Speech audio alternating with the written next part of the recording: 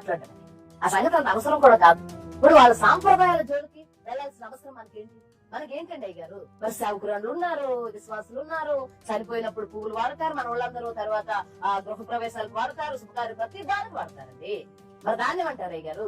హిందూ సహోదరులు ఆడపడుచులందరూ కూడా చక్కగా పశువు రాసుకుని, చక్కగా పువ్వులు పెట్టుకుని, చక్కగా గాజులు వేసుకుని, వాళ్ళ సాంప్రదాయం అది. మన భారతదేశంలో ఆడపిల్ల అలానే ఉండాలి.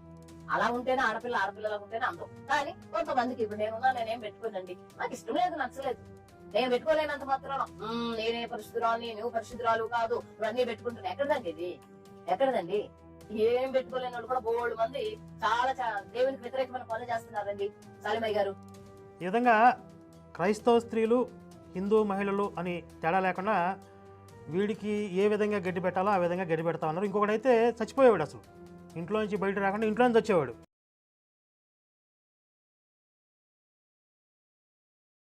వినప్పుడు నాకే బాధేసింది నిజంగా.